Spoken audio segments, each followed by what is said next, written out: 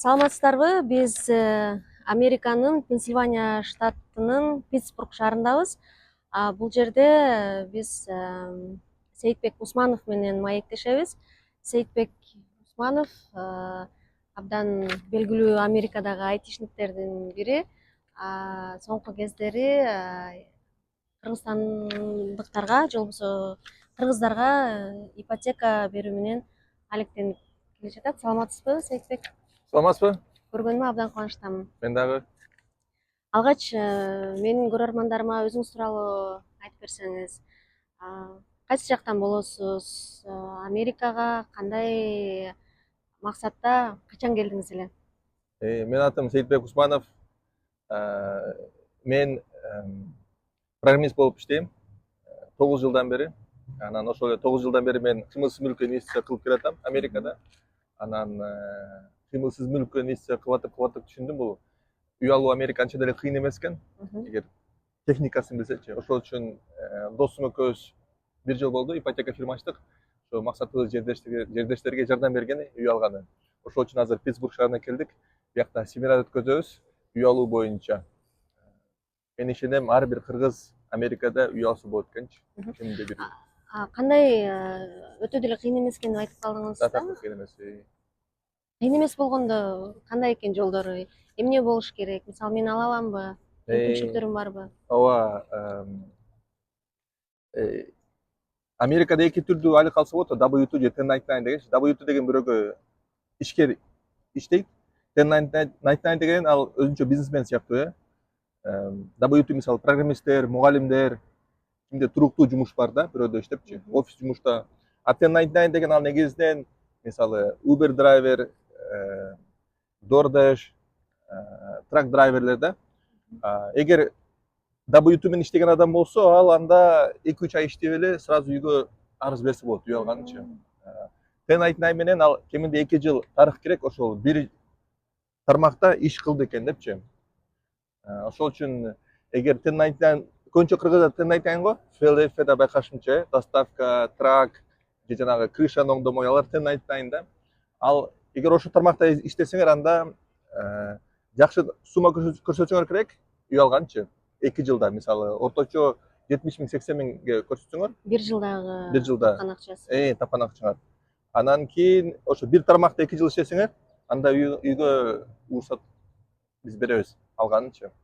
Үчүн бир үй орточо баасы канча Америкада? Анан аны канча акчасы менен кантип алса болот? Айталы $300,000 үй сизге жагып атат да, $300,000 үй. Айталы жер үй, 3 спальнясы бар, 2 туалети бар, гаражы бар.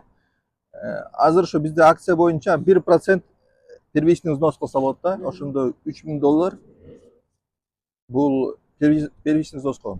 Айталы примерно айталы 3% акча керек, бул сделканы жапкан үчүн налогдор, дагы бир чыгымдарга, инспекция. Ошондо бул $9,000 болот да. Ошондо $12,000 үй алса болот да. $12,000. Бул өтө жакшы. $300,000 үйдү 1% менен алыш үчүн $12,000 болуш керек. $12,000 керек. Анан кредит скор 620дан өйдө болуш керек. Андан кийин бир кесипте иштеген 2 жыл керек. Эгер 1099 менен иштесечи, 1099 көбүнчө кыргыздардын ситуациясы 2 жыл плюс. Бир тармакта болуш керек да. Бир жыл мисалы кассир болуп, бир жыл Uber болуп, ушундай болот. Бир тармакта иштеш керек. 2 жыл in one field. Бир тармакта мисалы Uber, DoorDash, ушундай доставка фирмаларын аралап жүрсө болот, бирок такыр алмаштырсаңар, анда кайрадан саны баштап калабыз да акыркысынча. Андан кийин мында үйгө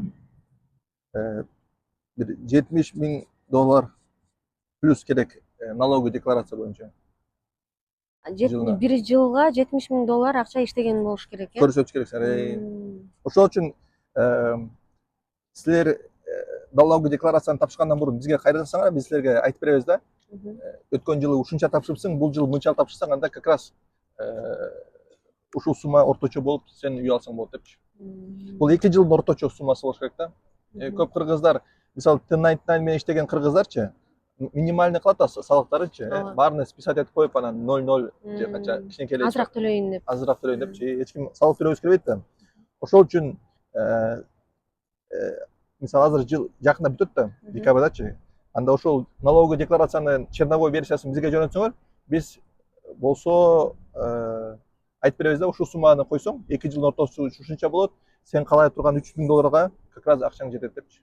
Силерге кайрылганда кандай кызмат акыңар барбы же болбосо Биздин акысыз эле консультация бересиңерби? консультация акысыз эле. Биздин пайдабыз болот, ипотека алганда ошо ипотеканын ичинде. Үй алуунун ошо ипотека каржылоонун бир канча түрүн дагы сиз айтып кеттиңиз да. Ооба. Ооба, ипотеканын ипотека үй алса болот, өзүм жашайм деген үчүн үй алса болот. Анда первоначальный взнос азыр даже 1%ке чейин төмөн бизде мүмкүнчүлүк бар. Бизде акция болуп атат азыр 1% первоначальный взнос. Ошондо 300.000 долларды бойсо 3.000 доллар төлөп, анан кийин плюс жанагы сделканы жабыш үчүн расходдор бар, айталы 3%. Баары чогулуп, ошондо 300.000 доллардыкты үйдү 9.000 долларга сатып алса болот да. Бул биринчи вариант, эгер ошол жакта жашайм десең. Эгер үйдү ижарага тапшырам десең, анда 20% первичный взнос. Ошондо 300.000 доллардык үйгө 60.000 доллар керек, плюс сделканы жапканы. Ошондо бир 70.000 доллар керек. Ошол үчүн биринчи адам билиш керек, өзү үчүн алып атабы, же тапшырганыбы. Эгер өзү үчүн алып атса, анда ошондой биз акцияны сунуштасак болот. Бул сиздердин компаниянын акциясыбы? Ооба, Же жалпы Америка боюнча? Биз компаниянын, биздин партнерубуз бар, ошо биз акцияны ошо биз аркылуу алса болот. Жанакы мисалы үчүн сиз айтпадыңызбы, адам өзү үчүн өзү жашаганга анан коммерциялык максатта колдонгонго депчи. Кантип билет аны? Мисалы үчүн бир үй алып туруп, ага квартира ижарага берип койсо болбойбу? Ооба, болот. Үй алып атканда тиякта кагаз бар, кол коесуңар да, аффидевит дегенчи, убада бересиң да, мен бул үйдө кеминде 6 ай жашайм депчи. Эгер алып тапшырып койсо деле болот, көптөр ушинтип калат. Бирок эгер кармалып калса, анда жаман болуп калышы мүмкүн. Бул мыйзамсыз болуп эсептелет турбайбы? Мыйзамсыз болуп эсептелет. Бирок кармалып калгандын бул шансы аябай кичинекей. Бирок кармалып калса, последствия аябай жаман да. Да, бул mortgage fraud деп коет мунучу. Сиз бир жылдан бери ошол каржылап атасыздар да, компания ачып туруп, анан ушул аралыкта канча кишини кыргызстандык эмес, эми кыргыздар үй алышты? Бир топ адамдарга каржыладык. Биз азыр жаңы эле үйрөнүп атабыз, баштап атабыз. Лицензияларды алып атабыз. Биз азыр Пенсильваниянын Техас штаттарда бере алабыз. Азырынча Пенсильванияда дали бердик. Мен азыр өзүм Мэрилендте жашайм, жакын жерде. Каттаган оңой. Жакында Техастан да бере баштайбыз. Ошол азыр ошо Филадельфия, Питтсбург, анан Пенсильваниянын түндүк жагынан ипотека бердик. Негизинен биздин клиенттер азыр кыргыздар. Мисалы башкалардан эмне айырмачылыгыңыздар бар деп Башкаларданбы? Ооба, эмне үчүн биздин кыргыздар ошо сиздердин компанияңыздар аркылуу ипотека алышы керек? Ооба, биз жакшы жери аябай. Мисалы бирөө үй алып атса, мен өзүмдүн тажрыйбам бар да. 9 жылдан бери инвестиция кылып келем. Ошол үчүн мен кеңеш бере алам да, кандай үй алыш керек, кандай үйдөн абайлаш керек. Эгер тапшырам десең, кандай туура тапшырыш керек, мыйзамдарды кайсыл билиш керек. Ошол үчүн мен көп консультация бере алам да. Ипотекадан тышкарычы. Мисалы, анан түшүнөм да көп кыргыздардын суроолоруначы. Мен кыргызча, орусча түшүндүрүп бере алам. Мен мисалы биринчи жолу үй алып атканда көп нерсе аябай түшүнүксүз болгон да. Аябай мен үчүн башында хаос болгон. Эмне үчүн агенттер бар, тиякта агент бар, эмнеге буга төлөшүм керек, ким мени алдап атат, кимге ишенсе болот депчи. Ошол үчүн мен көп түшүндүрүп бере алам. Америкада процесс кандай болот экен деп. Ошол үчүн да мен көп видео чыгарам адамдарга түшүндүргөнчү. Себеби Кыргызстандагы менен үй алган, биякта үй алуу такыр кары менен актай да. Анан ошол үчүн мен бир жагынан ушундай консультация бере алам, экинчи жагынан биздин да ставкалар аябай жакшы. Мисалы азыр бирөө үй алам десе, 30 жылдык ипотека 6,5, даже 6%ке алса болот. А 6% Америкада жакшы Аябай жакшы. көрсөткүч Ооба. деп эсептелет да. Ооба. Дагы сурагым келип атат. Сиз айтып кеттиңиз, Америкада ушу үй алуу анча деле кыйын эмес деп. Анан бизде, мисалы эми Кыргызстанда да азыр мындай коммерциялык банктардан ипотека алган кандай экенин билбейм, бирок мамлекеттик ипотека компаниядан ипотека алам десең, сен өзүнүн талаптары бар да, аябай эле кыйынчы, жөнөкөй эмес. Сен өзүңдүн үйүң болбошу керек ага чейин. Ошол сен жашооңдо бир гана жолу ошол мамлекеттик ипотекадан үй ала аласың. Анан үйүң болбошу керек, дагы кирешең мынча болуш керек дегендейчи. Америкада дагы ушундайбы? Ипотекага үй алып атканда бир киши бир эле үй алып анан бүттүбү ошону Жок, менен? жакта Америкада көп оңоюраак. Мен азыр биринчи болуп атам ушул ГИКтин ушундай талаптары бар экен дечи. Америкада машина алып көргөнсүзбү? Мен мындай эле сатып алдым, бирок мен кредитке алгам. Кредитке албайсызбы? Жок. Машина Америкадан кредитке машина аябай оңой алганды билесиз да, Мен даже биринчи жумушумду баштап атканда жөн эле машина караганды баргам да, анан тиякта бир кыргыз сатуучу болгон, мени кызыктырып коюп машина сатып жиберди магачы. $27,000 аябай таң калып калдым. Мен даже чөнтөгүмдө акча болгон эмес. Жөн эле караганды бардым, пландаштырган деле эмесмин ошол күнү эртең мененчи, бирок кечинде уже жаңы машинада отуруп калдым. Ошол машинаны азыр 10 жылдан бери айдап жүрөм. Жакшы машина сатты. Кредитный история жакшы болсо, машина төзбөй сатылса болот Америкада. Аябай оңой экен машина алганчы, аябай таң калдым. Мен мурун кыргыз менталитетимен жүргөмдө, мага акча керек тигиндей мындай депчи. Үй алганы анчалык оңой эмес, бирок андан аз-маз кыйыныраак да. Эгер туура билсеңер, тез үй ала берсе болот. Бир киши бир канча жыл ипотека ала берсе болот. Толтура, ооба. Ипотекасын биринчи үйүн жаппай туруп эле Ооба. ала берсе болот. Ооба. Жыл биринчиден оңой жагычы биякта эгер адам W2 менен иштесе, ошо 1%, 3,5% же 5% down payment кылса болот да, первоначальный взнос. Бул аябай эле акча көп эмес деп эсептейм. Себеби көбүнчө мамлекеттер первоначальный взностор көп көбүрөөк да. 1%, 3,5% же 5%.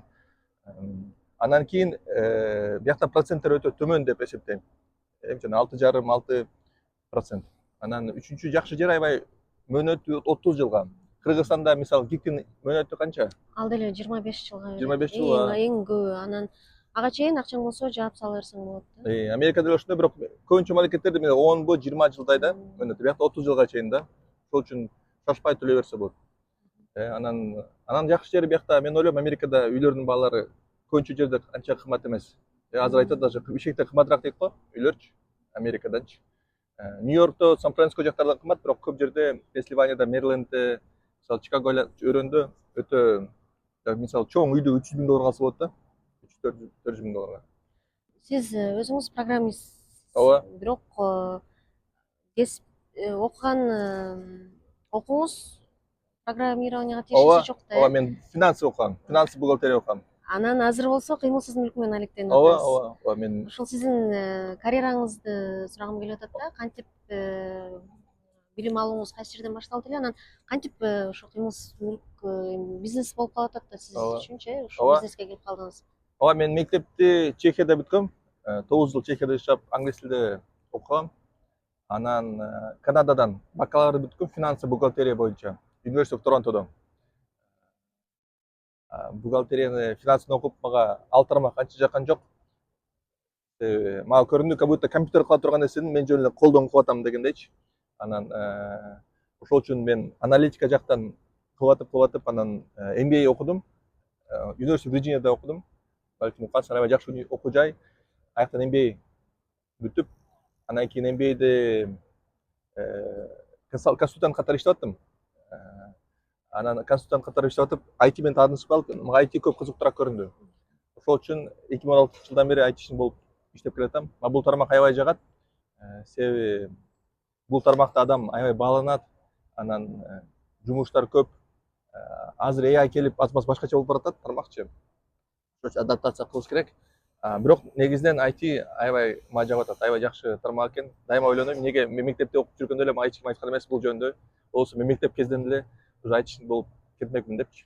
Анан Азыр ошондо эки жумушту бир алып эки кетип тармакта атасызбы, отурам. э? Ооба, мага мен өзүм 2016 жылдан бери программистмин, 2016 жылдан бери инвестормун да. Кымылсыз мүлккө мен көп үй алдым, анан көп үй саттым. Акыркы жылда 5 үй саттым окшойт.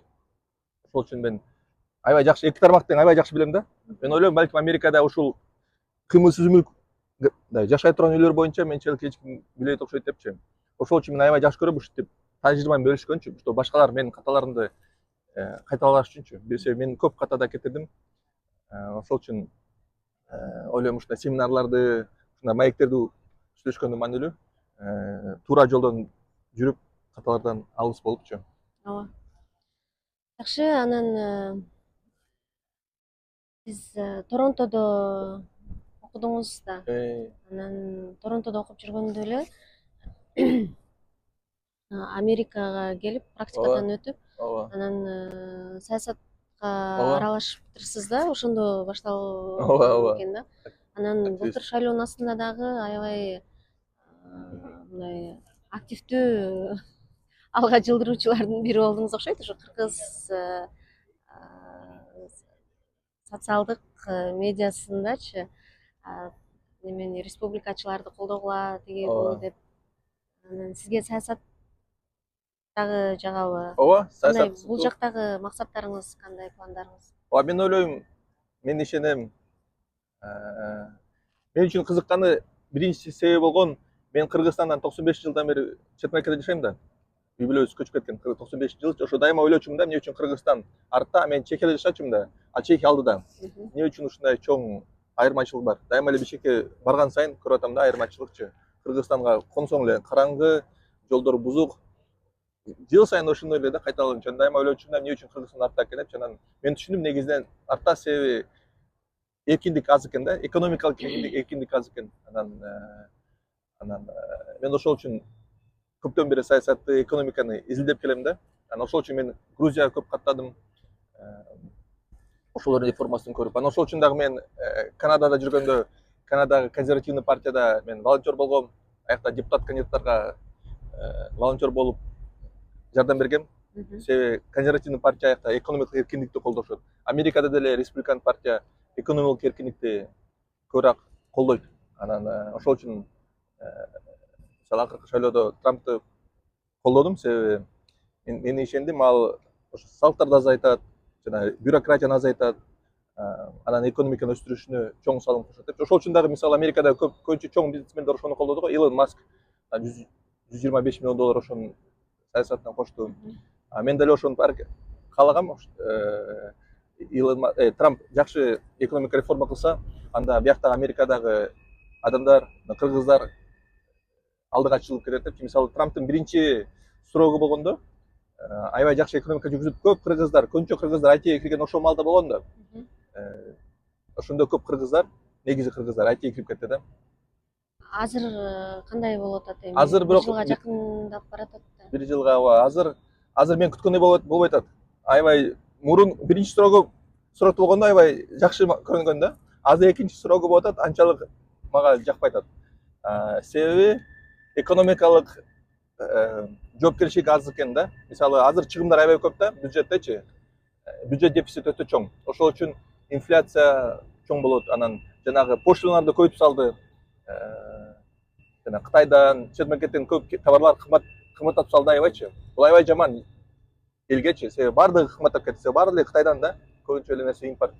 Анан дагы Кыргызстанга да чектөө коюп койду го, визага. 10 жылдык визаны 3 айга кыскартып койду. Ошол үчүн саясат негизинен мен күткөндөй жакшы болуп аткан жок. Ушундай шартта биздин кыргыздар эми баары бир өзүбүздү ойлойбуз да. Эмнеге көңүл бурушу керек? Кайсы кесиптерге көңүл буруш керек?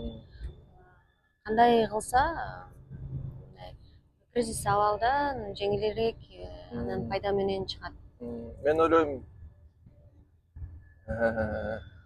мурун мындай формула оңой болчу да. AI келгенчечи, мурун мисалы келип иштедиң, таксиде иштедиң, тракта иштедиң, анан акча топтоп айтиге кирип алдың, айтиде иштеп жүрө берсең болот эле да. Азыр болсо AI Жасалма интеллект. жасалма интеллект болуп такыр башкача болуп кетти да. Себеби көп нерсени азыр жасалма интеллект эле кылып калды. Баягы акылдуу интеллектуалдуу жумуштардычы. Ошол үчүн мен азыр сунушум эркектер үчүн. Мен эркек болсом, жаңы мигрант болсом, мен бир кесип үйрөнмөкмүн да, лицензированный бир кесиптин ээси болуш керек. Жанагы сантехник, механик, HVAC система, электрик, ушундай эркектердин сонун кесиптери бар да. Ошондой үйрөнмөкмүн. Эгер Америкада болосуңар, анда Кыргызстандан акырындап үйрөнө бергиле. Анан Америкага келип ошону переквалификация кылып алгыла.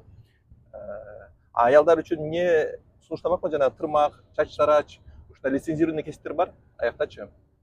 Ошолор ошол жактан иштеп капитал топтош керек биринчи кезечи. $100,000 топтош керек адамчы. Анан $100,000 топтогондон кийин өзүнчө бир иш чара башташ керек да. Өзүнчө салон башташ керек, өзүнчө жанагы сантехника фирма башташ керек. Андан кийин ошол эле маалда ар бир адам эсептейм СМИни үйрөнүш керек да. SMMди үйрөнүш керек. TikTok, Instagramдачы, чтобы бизнес ачкандан кийин аны реклама кылыш керек да, жакшылапчы кыргыздар, американецтер, башкалар келсин деп. Ошол мен негизим азыр болсо ар бир адам көп нерсени үйрөнүш керек. Мурда эле бир нерсе үйрөндүң, ошону эле кыла берген жетишпейт да. Мисалы көп бухгалтерлер жумуштарын жоготуп атат, юристтер азыр жоготуп атат. Себеби жасалма интеллект баары эле иштерди кылып атат уже. Жүктөп койсоң баарын санап берет. Жанагы даже докторлордун да ишин кылып атат, диагностика кылып атат. Балким көргөнсүз, сүрөттү жүктөп койсоң эле айтып берет эмне болду экенчи. Ошол үчүн азыр ийгиликтүү болуш үчүн эсептейм, ар бир адам биринчи башында кесип керек, чтобы капитал топтош үчүн. $100,000 топтоп. Анан капитал топтогондон кийин өзүнчө иш чара ачып баштап, анан кийин жанагы SMM кылып ишин чоңойтуш керек да. Ошол үчүн мурдагыдай жөн эле бир кесиптин ээси болуп эле бутка туруп кеткени болбойт да.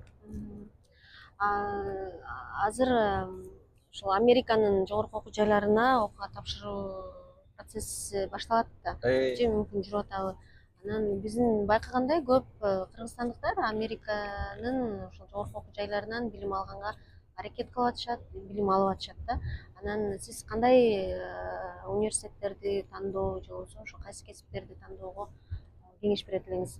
Сиз өзүңүз бул жакта окуган, башкыбыздан баардыгын өткөргөн адам катары. Бул аябай актуалдуу суроо. Мен деле бул жөнүндө көп ойлоном. Мен деле бул жөнүндө бул суроого жоопту көп издегем. Анан башка акылдуу менен жүзөсү акылдуураак адамдардын да ойлорун угуп изилдегем.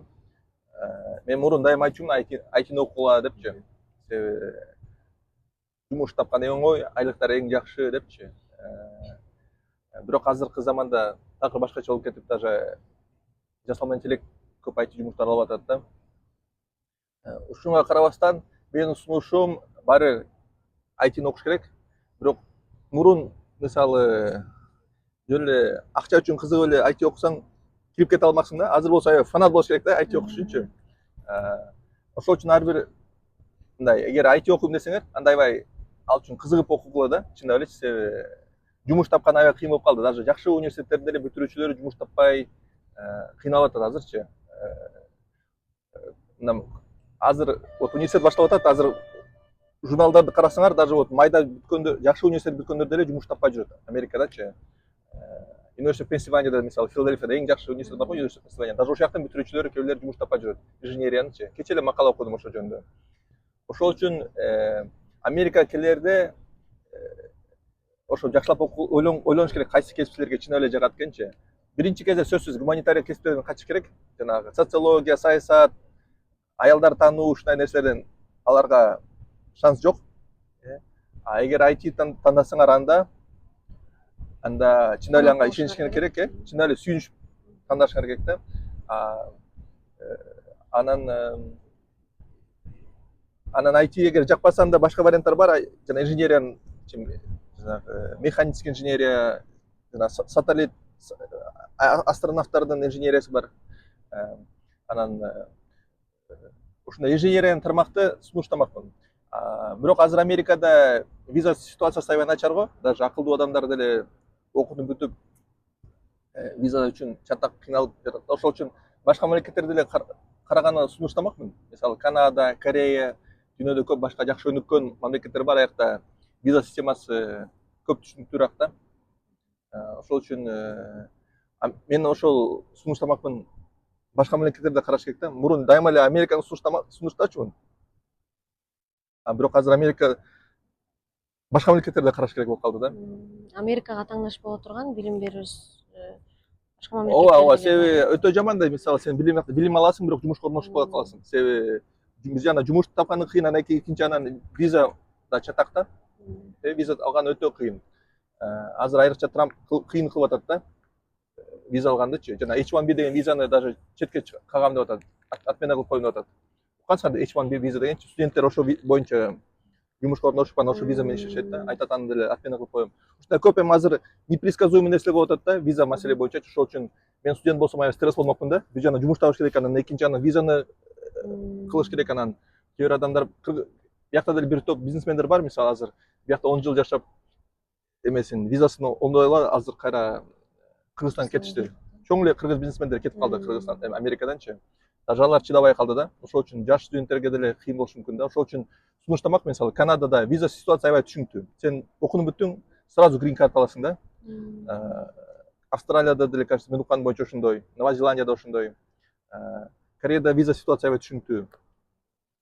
Виза талаптарын бузду деп айтып атышпайбы? Ошонун бирөөсү мисалы неме деп айтышты да, студент болуп келип бияка окунуп бүтүп анан кийин ушул жерде калып калганга дагы аракет кылышат. Ошол дагы виза немени бузгандын бир себептери деп айтты да. Сиз кандай ойлойсуз? Чын эле ошол виза талаптарын бузганга киреби? Анан Америкада университетти бүткөн студент Америкада калыш керекпи же Кыргызстанга кетиш керекпи? Биринчи суроого, ооба көбүнчө кыргыздар мен укканым боюнча Чикагодо окуган кыргыз студенттерчи келип анан доставка кылып баштайт да. Дароо элечи. Акча табыш керек. Акча табыш керек, окууну төлөш керек, ошо туугандарга жардам бериш керек депчи. Ошол үчүн иштеп окуусун таштап коюп атат. Көп кыргыз балдар, 90% кыргыз балдар ошо окуусун таштап коет экен го. Бул өтө өкүнүчтүү. Мен даже мен студент болгон кезде эч качан оюма даже келген эмес, окууну таштап койсо болот депчи. Анан кыргыз студент балдар азыр таштап коюп атып, анда университетлерге отчисление кылып коюп, анан алар нелегал болуп калып атат да, себеби анда визасы токтоп калат да. Отчисление болсочу. Мен бул өтө өкүнүчтүү. Ойлойм, окууну баштагандан кийин ошону бүтүрүп коюш керек да, себеби виза студент статуска байланган да. Ошол үчүн сурамакмын кыргыз студенттерди. Биринчи кезде өзүңөр буткула иштегиле, бирок только жетишинче иштегиле да, чтобы окууңарды төлөп, бирок негизи фокус окууга болуш керек да. Кээ бир студенттер өзү иштеп, ушу туугандарына жардам бергиси келет, ата энем мага үмүт кылып атат депчи. Ошо кыргыз ата энелер деле туура эмес кылат да. Америкага келсе эле жанагы бизде ошондой түшүнүк болуп калган да, акча көп деп. Акча жөнөк деп, алар Кыргызстан ата энелер наркоман болуп калышат да, Америкадагы балдарыначы, акча жөнөт депчи. Биякта жашоо өтө кыйын го, өтө кыйын. Ошол үчүн андай кыйнабаш керек да, ата энелер түшүнүш керек да, балдар биринчи кезде бутка туруш керек, 10 жыл күтүп туруш керек депчи. Же вообще үмүт кылбаш керек. Өздөрү туура инвестиция кылганда бир кез өз кезинде анда кыйналмак эмес да. Азыр өздөрү кыйналып, анан балдарын менен кыйнайт. Анан бир топ студенттер бар, жакшы, алар окуусун бүтөт. Бирок анан Кыргызстанга кетип калат. Мен ошону такыр түшүнбөйм да. Эмнеге? Себеби вот жакшы университеттерди бүтүп коюшат, анан кийин Кыргызстанга кетип калды. Ошону такыр түшүнбөйм. Себеби алар алган билимди Кыргызстанда эч ким бааламайт да. Баалаганды кантип билебиз? Баалаганда жакшы айлык алыш керек, Кыргызстанга барып $1000–2000 айлык алганда бул Кыргызстан үчүн жакшы болушу мүмкүн, бирок андай билим үчүн өтө аз да. Ошол үчүн мен ошо айтмакмын. Андан көрө Америкадан калып, бияктан бутка туруш керек да. Жакшы фирмада иштеп, Google, Microsoft, Amazon, же лабораторияга кирип, Америкадан ийгиликтүү болуш керекпиз. Кыргызстандан ийгиликтүү болгону бул саналбайт да. Мисалы мен Кытайда жүрдүм 2 айчы. Аякта байкадым, тияктагы кытайлык кыргыздарчы, алар чоң шаарларга барат экен окууга.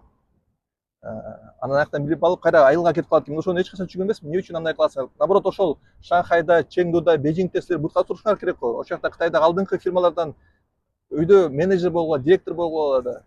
Кайра эле жанагы Кара Суу районго областка кетип калышат да. Анда билимдин эмне пайдасы бар? Ошол жакта эле жүрө берсеңер болмок баштан элечи, башка бирөөнүн ордун албайчы. Мен мага дагы ошо бияктагы билим алып Кыргызстанга кетип калгандар ошондой көрүнөт да. Эми өзүнүн өлкөсүнө кайра барыш керек, ошо алган билимди ошол өлкөдө колдонуш керек деген түшүнүк бар да. Андай кылбай эле коюш керек деп Жок, мен ойлойсузбу? ойлойм, биринчи кезде ар бир адам өзүнө жооп бериш керек. Мамлекетке эмес, өкмөткө эмес. Ар бир адам биринчи өзү бутка туруш керек да. Андан кийин бутка тургандан кийин Кыргызстанга башка бирөөгө жардам бере алат да. Өзү кичинекей 1000 доллар, 2000 долларга айлыкка туруп алып кантип мамлекетке көп салым кошот. Жана еврейлердин мага жагат аябайчы подходу.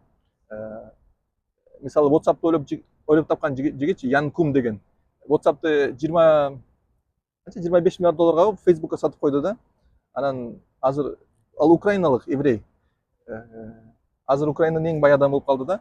Анан азыр болсо ошондой Украиналыга, Израилге жардам берет да. Биз да кыргыздар ошондой болуш керекпиз да. Бияктан миллиардер болуш керекпиз. Же бир чоң нерсе жетиш керекпиз. Андан кийин Кыргызстанга жардам бере алабыз. Азыр адам бутка турбай кантип башка бирөөгө жардам берет? Ошол үчүн азырынча бизде андай жок, бутка аябай бекем турган, Forbes'ко кирген кыргызчы. Биз ошондойго умтулуш керекпиз. Индустарды карагыла, алар Америкада көп IT компанияларды ошол жетектейт. Microsoft жетекчиси Сатья Наделла, индус, иммигрант. Google'дыкы Сунджа Пичар, индус. Вот жанагы Nvidia дүйнөдө эң чоң фирманын жетекчиси индус эмес, кытайлык, тайвандык.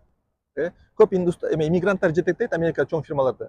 Алар бияк келип инвестиция кылып өнүгүп, азыр ошо миллиардер болуп кетишти да.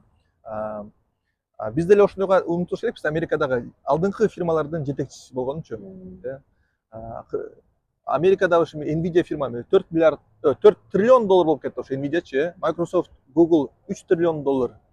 Ошондой чоң фирмаларга биз кирип, же ошондой фирмаларды түзүш керекпиз. Биз ошондой максат коюш керекпиз да.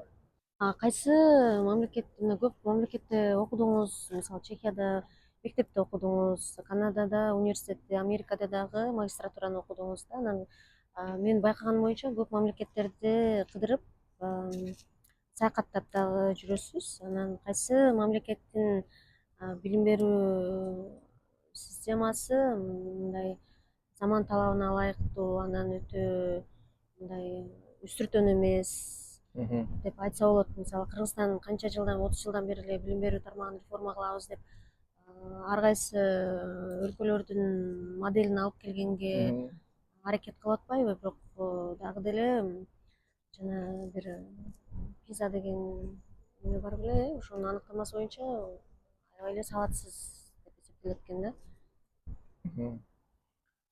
Азыр университеттер жөнүндө суроодо, же мектептер жөнүндө? Жалпы эле Мектептер боюнча университеттер, анан мектептер боюнча Американын билим берүү системасы аябай начар. Дүйнөдө ортомчу. Эң көп акча короткон балким Америка, бирок сапаты боюнча өтө ортомчу да. Ошол үчүн Дональд Трамп Америкада билим берүү системаны, билим берүү министрлигин жооп атат да.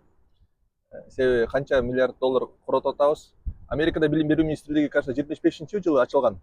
Ошондон бери билим берүү министрлиги ачылгандан бери билим берүү сапаты түшүп баратат да. Канча көп акча чыгып атабыз, тескерисинче акча түшүп атат. Ошол үчүн жооп атат. Себеби аябай начар сапатычы. Америкада аябай жакшы бул университеттер. Дүйнөдө эң жакшы университеттер Америкада. Биякта университеттер өтө бай. Өтө бай, ошол үчүн бай болуп, өтө жакшы профессорлор тарталат, өтө жакшы инфраструктура курулат. Биякта даже мектеп университеттердин стадиондору бар. 50 миң, 60 миң доллар адам баткан стадиондор. Аякта бюджеттер өтө чоң, 5 миллиард доллар жыл сайын бюджет. Мисалы Гарвардта канча 60 миллиард доллар резервде бар да. Кыргызстанда, даже Казакстандан резерви деле болушу мүмкүн да. Ошол үчүн университеттер аябай жакшы Америкадачы. Бир эле проблема Америкада вот жанагы өлүм виза проблема да. Ошол үчүн сен аябай тырышып университетке кирип, анан виза албай калсаң өлөм өтө чоң стресс да. Мен ошол үчүн адам тандап атканда ойлонуш керек да. Канчалык чыдамкай ушу виза маселегечи. Мисалы Канадада жумуш тапканы кыйыныраак, бирок виза маселеси оңой. Европада деле мисалы жумуш тапканы бир жагынан оңой, бирок айлыктары төмөн. Анан бирок виза маселеси түшүнүктүү. Америкада бирок айлык жакшы, бирок виза маселеси татаал. Ошол үчүн ар бир адам өзүнчө баланс кылып көрүш керек да, кандай ситуациядан чыдамкай экенчи. Мисалы, Америкада аябай жакшы жери айлыктар жакшы да. Эгер жакшы кесипке орношо алсаң, эгер аябай жакшы кесипке орношо алсаң, мисалы азыр жана AI специалисттерчи даже $1 миллион чейин таап атат. Жакында эле кээ бирлерин $200 миллион жумушка алып алышты. Ошол үчүн мен кааламакмын ошо кыргыздар ошондой тармакка кирсин депчи, чтобы көп айлык тапкан дүйнөдө алдыңкы фирмалар иштеген дечи. Ал үчүн ошол мектептеги окуу программасын, окуу багытын өзгөртүш керек го дейм. AI программист болгондо Эми ошол техникалык билимге көбүрөөк басым жасаш керек. ооба, албетте. Ойлойм мектепте Кыргызстан мектебин карасак, мен ойлойм такыр башкача кылыш керек. Кыргызстанда шаблонду азыр AI замандачы көп нерсени AI окуп алат. Колдонуп көргөнсүздөр, ChatGPT, Claude, Grok, Gemini, Perplexity ушундай көп жакшы моделдер бар да, AI боюнча, жасалма интеллект боюнча. Ошолор өтө акылдуу, алар орточо адамдан акылдуураак. Любой тармактанчы. Ошол үчүн максималдуу ошону колдонуш керекпиз. Мен ойлойм, мектептер 3-класска чейин жетишинче, там алфавитти окуганча, там жөнөкөй эле нерселерди үйрөнгөнчөчү, мектеп жетишет да, арифметиканы кылганы. А калганын баарын AI окутуп койт. Ар бир адамга индивидуальный программа түзүп берсе болот. Анан мугалимдер керек просто жанагындай балким вообще түшүнбөй калган нерселерге жооп берип койгончу. Мен ошондой Кыргызстандын билим берүү системасын AI-га өткөзмөкмүн. Ар бир адамга платный версия AI жасап бермекмин. Мисалы, ChatGPT-нин платный версиясы $20, каалаганча колдоносуң. Анан ошо билим берүүгө тууралап койсо, мектептин программасын киргизип койсо, анан кийин болсо мектептин максаты болуш керек адамды бутка тургузганы. Азыр бизде балдар мектепти окуп деле эч нерсе иш кыла албайт да. Анда 12 жылдын мектептин пайдасы эмне? Аябай таң калыштуу го. Бизде мектеп качан жакшы? Мектеп жакшы эгер мектепти бүтүп, балдар жакшы жумушка орношсо. Мисалы, өткөндө бир макаланы сизге жөнөттүм. Филадельфияда бир католиктердин мектеби бар экен. Ал мектепти бүтүп атып, кесиптик мектеп экен да. Жана механика, үйрөнүп өткөн машиналерди оңдогону, сварканы. Аякта $80,000 орточо табат экен. Бардык балдар жумушка орношот экен да. Ошо идеально да. Окууну бүтүп атканда эле. Окуп бүтүп атканда эле стажировка кирет экен. Жанагындай заводдор, ушундай жерлер аларды стажировка алат экен, үйрөтөт экен, алар сразу жумушка кирет экен ошондойчу. Ошондой оптимально ошондой болуш керек да.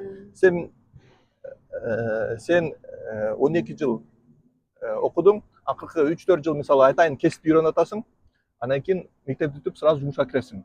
Жакшы айлыкка киресиң да. Мен ойлойм, оптималдуу мектеп ошондой болуш керек. Сен бүтүп атып жакшы жумушка киресиң. 18 жаштан баштапчы. Мектеп бүтүп эле сен уже жашоого даярдаш керек да. А бизде тескерисинче, мектеп бүтөсүң, эч нерсе билбейсиң. Ошол үчүн дагы 4 жыл коротосуң, акчаны коротосуң, вакыт коротосуң, дагы эч нерсе билбейсиң. Андан кийин ошол үчүн көбүнчө кыргыздар кара жумушта жүрөт. 99% кыргыздар кара жумуш кылып жүрөт. Трак айдаган бул кара жумуш. Эч нерсе билими жок тордун жумушу да. Такси айдаган Россияда деле, Америкада деле, Кореяда деле көбүнчө кыргыздар ошондой кылып жүрөт да. Бул биздин билим берүү системанын эмеси да. Failure деп коет англисче, failure. Проигрышы да. Төмөндүгү. Төмөндүгү. Эгер мектеп бизде чындап эле жакшы кесип үйрөткөндө, кыргыздар жакшы жумуш кылып жүрбөк. Мисалы жанагы механиканы, сварщиктигилерди окуп жүргөндө кыргыздар азыр баардыгы жакшынакай жумушта иштемек деп эсептейм. Дагы биз бая күнү жаздырган немеде сурадым эле, ушул көп нерселерди үйрөтүп атасыз да, азыр дагы семинарларды өткөрүп, үй алгыла деп үй алганга чакырып атасыз. Анан ошол кесиптерди тандоо боюнча дагы өзүңүздүн мындай кеңештериңизди кыска видео кылып, социалдык тармактарда дагы байма-бай жарыялап турасыз да. Анан ушунун баардыгы эмне максат менен жасап атасыз? Жөн эле өзүңүз жөн эле байкап атам да. Мен өзүм кыйналганды эсимде да. Мен университетте өтүп атканда жумуш тапканда кыйналгам да. Өтө кыйналгам, түшүнгөн эмесмин. Мен айткан нерселерди кылып атам да. Кээ бирлер бул үчүн, мисалы үчүн акча алат да. Акча алат? Азыр аябай көйүп кетпедиби? Мондай болгуң келеби? Анда мынча акча төлө, анан мен сага калганын айтып берем депчи. же могу телеграмга каналга каттап деп. Силер жөн эле айтып атасыңар да бул нерселерди. Ооба мен жөн эле жашоомдон байкап атам да. Себеби мен байкап атам да, чоң аябай англисче айтат го disconnect дейт да. Мындай Айырмачылык. сөз менен жашоонунчу. Биз айтып атабыз мектепте жакшы окуу, университет жакшы окуу, анан үйлөн. Ушундай нерселерди кылдың, анан эмне? Анан баары результаты жок. Мисалы мектепте кызыл диплом бүткөндөр менен алар жакшыраак жашайбы? Жок, Жашоо менен мектеп формалдык нерсе аябай башкача да. Университет жакшы окугандар деле жашоодон жеңбейт, Ошол үчүн мен айтып атам да, жашоого бизди мектеп даярдабайт, университет даярдабайт. Ар бир адам өзүнчө даярданыш керек. Мектеп бул жөн эле формальность, жөн эле мындай фокус, жанагы ИБД, имитация бурной деятельности да. Эч кандай жашоого тиешеси жок. Ошол үчүн ар бир адам биринчи кезде айтып атам да, мындай кесипти үйрөнгүлө, анан ошо кесипти жакшы кылгыла, жакшы жашоого жетесиңер. Мен ошол үчүн мисалы бакалаврга $160,000 короттум окшойт. Магистратурага $200,000, $250,000 кетти. Ушунча акча кетирип деле профессияны алмаштырдым да. Себеби мен көрдүм, бул формалдык билим берүү жашоого даярдабайт экенчи. Ошол үчүн мына кыргыздардын эле баарында дипломдор бар, Ооба. Баарында диплом бар, баары эле кара жумуш кылат. Себеби формалдуу окуу алар жашоого даярдаган жок да. Эгер демек бекер эле 12 жыл мектепте окудук, бекер эле 4 жыл, 5 жыл университетте окудук. Азыр кылганыбыз такыр башкача да. Ошол үчүн айтып атам да, тезирээк Эртерээк түшүнгүлө деп айтып атасыз. эртерээк түшүнгүлө, ооба, мендей кыйналбагыла, мендей көп акча коротпогула. Ооба.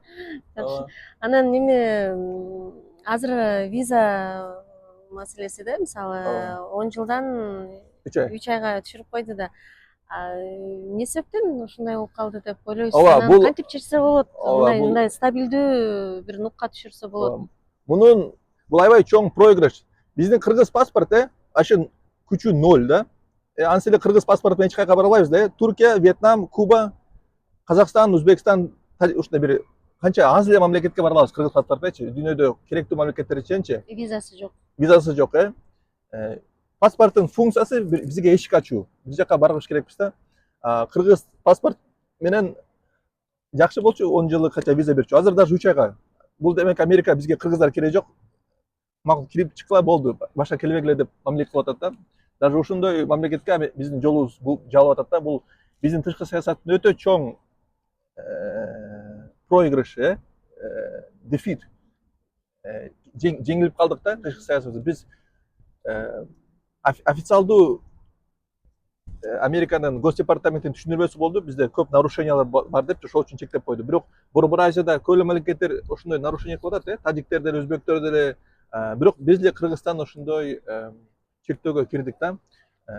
Бул демек биздин саясатчылар, тышкы иштер министрлиги жетишинче мынтип жагымдуу мамиле кылган жок да Трамптын администрациясыначы. Мисалы өткөндө Трамп келди бийликке, депортация кылып баштаганда өзбекстер самолет жөнүнө түштү. Депортация боло турган адамдар биз алып кетебиз депчи, атайын жагабыз депчи. Анан Каршалардын тышкы иштер министрлиги келип кетти. Эмне кылыш керекпиз, кандай жардам беребиз депчи. Ушинтип подкат кылыш керек да. Бул саясатчыларга Трампка ошондой подкат кылыш керек болчу, биздин саясатчыларчы. Эч нерсе кылбай койду. Ошол үчүн мындай жесткий чектөө киргизип койду. Бул өтө чоң кемчилик. Мен ойлойм, тышкы иштер министрликти, анан биздин тышкы иштер министрликти жетекчилерди баарын кетириш керек. Себеби бул баардык кыргыздарга өтө чоң зыян. Өтө чоң бул тамырдан зыян келди кыргыз элине. Себеби Америка дүйнөдө эң алдыңкы мамлекет, анан дүйнөдө эң алдыңкы мамлекет менен биз мамилебиз мындай бузулуп баратат да. Мурун канча мен кыргыз келчү жыл сайын, азыр ал сан көп азаят да. Американын мисалы бийлигине келүү кыргыз мигрант болуп келип да кыргыздар үчүн канчалык мүмкүн? Америка бийлигине келүү? Бийлигине дегенде кандай, сенатына, конгресске. Мен ойлойм, Сиз айттыңыз эле да, мен конгрессмен болом деп. Бул ошол мындай так максатпы же азырынча кыялбы? Азырынча кыял. Муну эң оңой жолу эң жолу бул жанагы биздин диаспорасы күчтүү жерлерде жанагы Чикаго, анан Филадельфияда алар биригип туруп бир кандидатты конгресске киргизип койсочу. Миннеаполис, Миннесота штатта. Ошол жакта сомалиялыктар биригип жакында эле жана бир аялды киргизди конгресскечи, сомалиялык аялдычы. Азыр болсо Миннесота, Миннеаполис штаттагы эң чоң шаарды Миннесотада мэрини ошол өздөрүнүн Сомалиден кылып атышат. Биз дали эгер кыргыздар биригип ошондой кылсак болот да. Бирок мен ал үчүн Чикаго көчүп барышым керек же Филадельфия көчүп барышым керек. Анда ошол үчүн азырынча менде мүмкүнчүлүгүм жок барганчы. Бирок эгер ошол жактан бирөө чыкса, жадан кыргыздар ошону колдоп койсо, шансы аябай жакшы. Жеңиш үчүн, кажется, конгресске кириш үчүн бир 8.000 10 000 добуш керек да.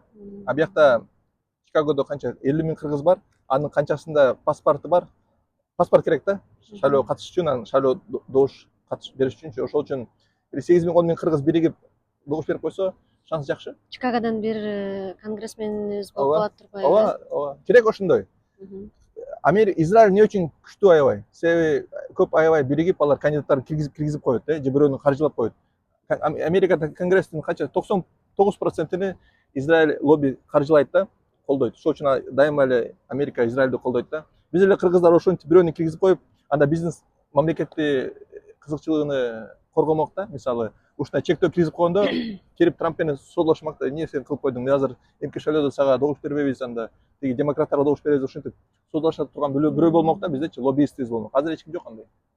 Эми буюрса жакшы бир үмүттү пайда кылып койдуңуз да. Мен ишенем